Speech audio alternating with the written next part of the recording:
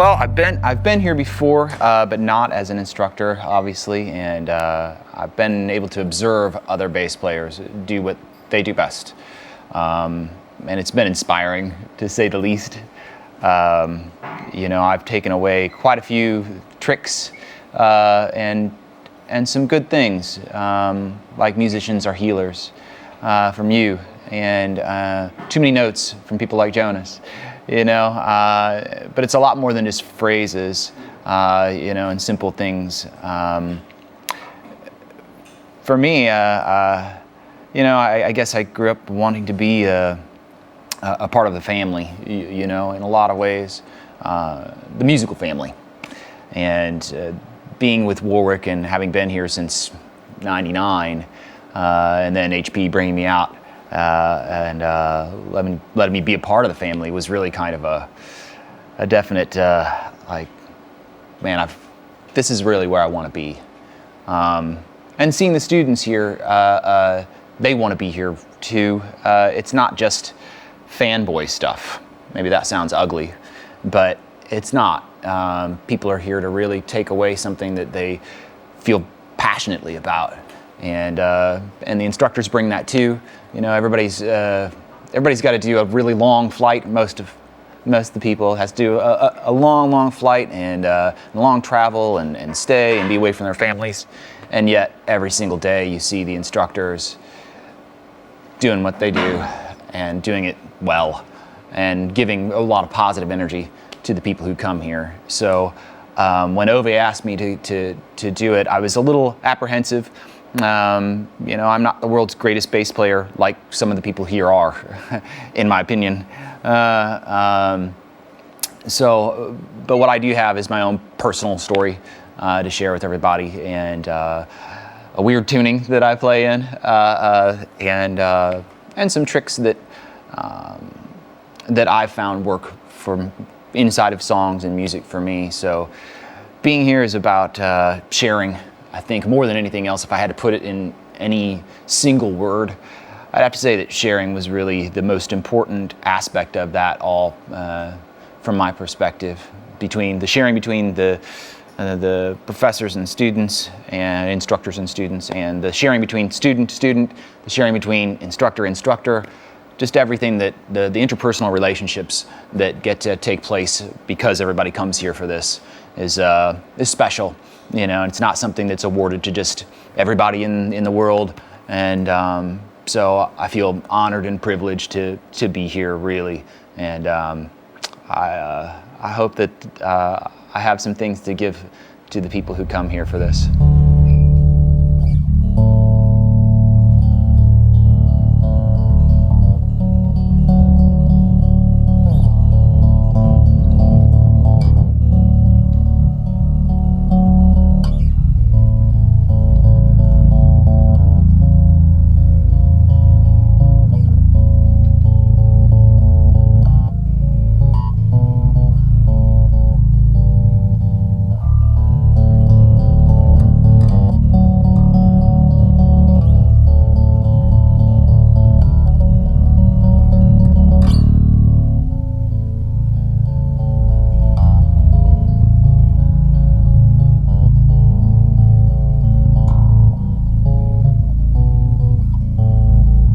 Sure, I think one of the first moments, and it was really about feeling really artistically free.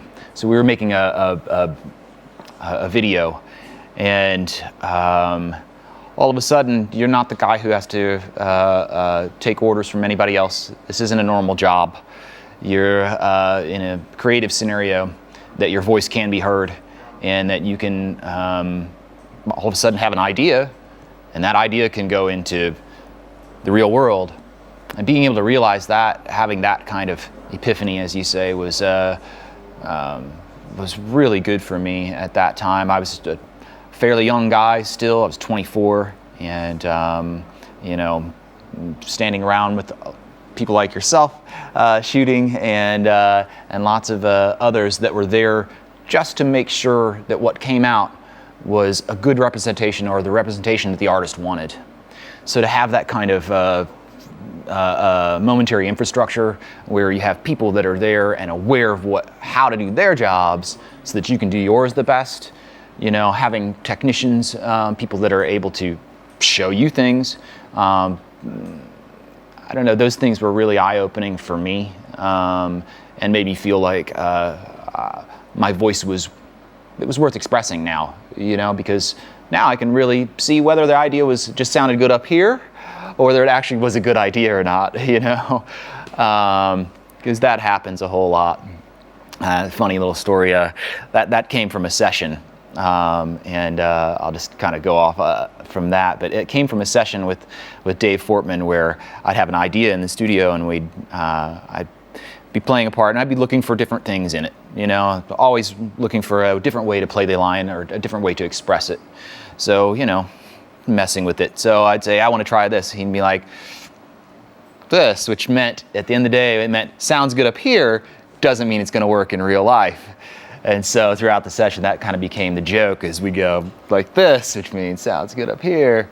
So you find that happens a lot with ideas, but being able to explore those ideas and have people around you that support you to do that is for lack of a better term, a blessing, you know. It's definitely empowering to have that in your life.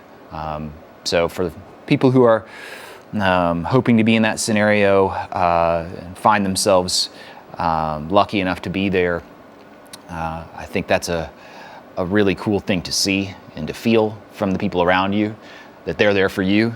And then you can be there for them too. You get to make them look good too. If what you put out does good things through the camera, if what you put out as a person does good things for you or them as a person, once again, I kind of think it comes back to those interpersonal relationships, and being in a band, working with other people, the support system, whether that's in a video shoot or not. Once again, being able to express yourself and have the freedom to do it and have the people around you support you in doing that is, I think that's you've reached the bar there.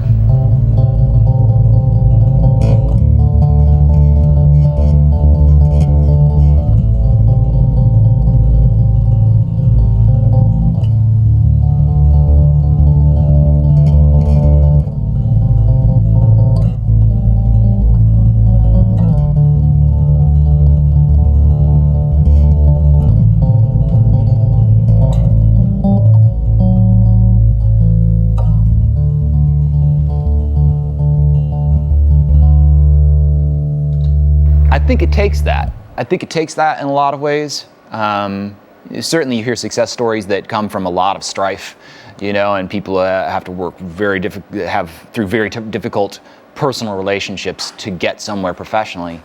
But it doesn't have to be that way. You know, you can communicate clearly with each other. You can have a really good time and laugh a lot and spend a lot of time enjoying what you do instead of just worrying about the outcome. You know, being proud of the process and being aware that the process is paramount instead of, oh, it has to end up this way. Not necessarily. And that end is not set in stone and never will be. But the process, to be aware of it while you're going through it moment to moment, to keep your eye on the ball, you know, and realize that every person that you get to talk to, every opportunity, I guess each one of those things is an opportunity. And to realize that is really cool. I think maybe it's just part of growing up, you know, instead of, well, you have to learn this because it's a grade. Instead, you get a little bit older and you start to realize that things are opportunities. You're not being forced to do anything. It's an opportunity to talk with someone, to learn from them, or just to have a good time. All things that are very much worth your time. This is off the record, but I think you probably sold more thumb bases for this company than anybody. Thank you. You know, that's really cool if that's the case. Yeah. If in fact that's really true, that's awesome. You know, because man, this instrument it's a great instrument. This one actually, I'll talk about this one for a second. So this is an 01 that Marcus just redid for me. So this was a coated bass. I wanted a black bass, black with silver chrome hardware. I wanted a specific look for a specific thing. And so they made it for me and sent it out, and it went in the video and all that. Well, throughout many years traveling on the road and many techs, the truss rod had become spun out, and there's no way to reattach that inside. So they're going to have to peel up and the actual the fretboard, and everything's going to have to be redone anyway. Well, in the meantime, I got a newer version that had a different radius on the neck, and I was like, wow, this thing's slick. You know, it really just plays so nicely.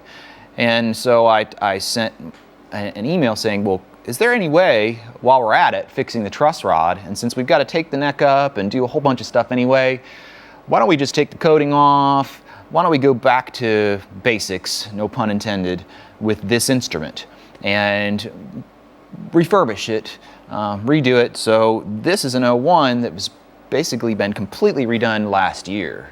So I have a brand new instrument that I've had a lot of history with. I've played, I don't know, 1,000+ shows with this thing, easy, you know, and so my history and my feeling with this bass goes way back, and I get a new instrument. So, but this specifically, this model, the Thumb, I think has a lot to offer many different types of players, and you'll see a lot of different types of players playing them because of that. I know that I've mentioned in the past that you can get a whole lot of sounds out of this one, from Motown-y sounds to metal sounds to pop sounds. In my opinion, those things, you can absolutely achieve those sounds with this one instrument, and sometimes get there with mostly just it by itself without getting into your head or compressor or EQs. You can really get there with just this instrument, just for. So listen to how much bass this thing has. Okay, this, bottom end. Now listen how not bass it has. That sounds alien almost. It's got little funniness. It sounds funny, almost musically funny. It's so honky and give it some. It's got a lot of mid-range, but no bottom. So you can really run such a wide variety of sounds on stage without having to go back to your stuff and make adjustments. You can get a funny little mid-rangey honky sound if you want, or you can get big fat bottoms if that's what you're looking for, and you can do that really quickly and expressively with this instrument, I feel like. But man, it's they're not the most comfy. Really, it's heavy. This is a heavy neck. It wants to sit when you put it on a strap. They want to sit a little down like this, but uprights are pretty cumbersome. So we made things quite a bit easier when we took from this to this, and so to complain about the neck being a little bit heavy sounds like a bit of a first world people problem to me. It's fun to play. It feels great, and especially with the new radius on this one.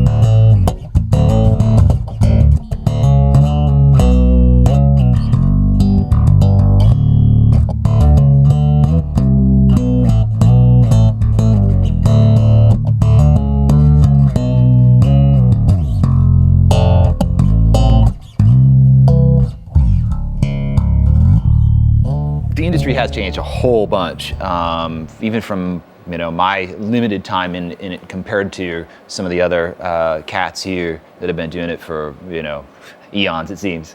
So when we started with Epic, there were over 400 employees there. When we left, I think there were 40. Yeah, so that's just a simple number to throw out, but it gives you an idea of really how scaled down the industry itself became. I was always curious to see what the outcome was. Of course, as an artist, you know that records are being downloaded.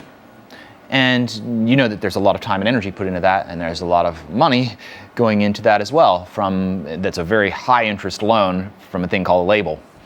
And so there needs to be some return on that. And the labels were no longer getting that return due to downloads. So the rug was pulled out from under a lot of young and baby bands that were upcoming. We certainly felt it on a touring level. If we were to sold more records, well, you go up in the lineup, at the live show, and so that changes your guarantee, and that changes what you spend on your show. So it trickles down all the way down the line when those things happen. For us, we are still able to continue and make a living and travel and play for everyone. But I think for the younger bands, it was a really, really tough period for them. And you were just seeing bands get dropped left and right by major labels, So is there some good that can come out of it? Was my question, to myself, was what good can come of all this downloading? And the thing that I came to in my head was maybe we can become more discerning.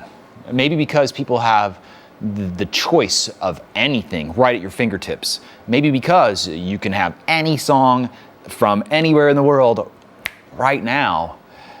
Maybe that means we'll become more discerning, and the internet will be utilized like the tool it was meant to be in the first place, which is, do you want to spend your money on this or not?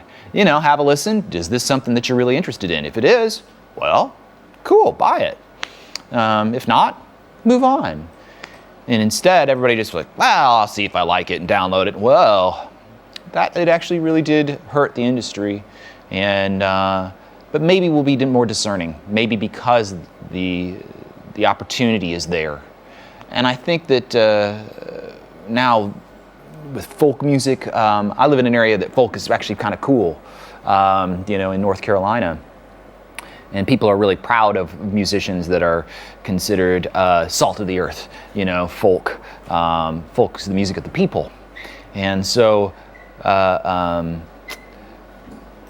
I think that it's coming around to people are really embracing a natural approach. I heard Lee mention earlier, going back to recording full band, no click track, that kind of thing. There's a yearning, I think, from the audience for something that they feel is legitimate and valid, and they want that in their recordings. And this isn't necessarily for the people who are buying the pop records, but for the people who have always wanted to go a little bit deeper with their artists and saw them as an influence in their life, not just something that they listened to, but something that they saw as effectual, in their life. I think that there are those offerings coming around, and I think that came from the fact that people had to rethink what they were doing. They had to rethink where they were coming from. Did they want to be the next big rock star, or do they just really want to play music because they love it? And I think that's coming around now. There are a lot of artists that are all that salt of the earth, that do have that live feel. They're talking about somebody who's huge, like Bryan Adams. Go ahead, watch a session of his where he's playing and singing guitar, and that's all there is a man with his guitar, and it's brilliant. It's brilliant. It's valid. It is. It's natural. This is not something that's been combed through with producers and editors, and then who knows who else tries to stick their fingers in it and meddle with it. So I think that we have come maybe back to the point where there's a real yearning for music to be special and real. And I think that's a really positive thing. You know, when looking for that positive outcome, I'd hope for that to happen, and I'd hope for people to be more discerning through it, being able to hear so much. I think we are. Maybe I'm wrong. Maybe I don't see it clearly. But from the people that I know, they're thrilled when they get to see an artist do something live and it sounds the same way as it does when they buy the CD. Projects, let's see. I have a trio that I've been playing with and writing with for the last couple, 2-3 years, or 2 years now. And been doing more production. The trio is getting ready to play out, start playing out in October, actually. End of October, we have our first official gig, which is fun. It's kind of a progressive rock, funk, thing. No vocals, so it is about the music. But hopefully it doesn't get too proud of itself, with that, where everybody just seems to want to whack off with their instrument. Maybe fanboys want to hear it, but I don't know. There's something lacking there. In my opinion, there's something lacking when it's just a bunch of, musical masturbation.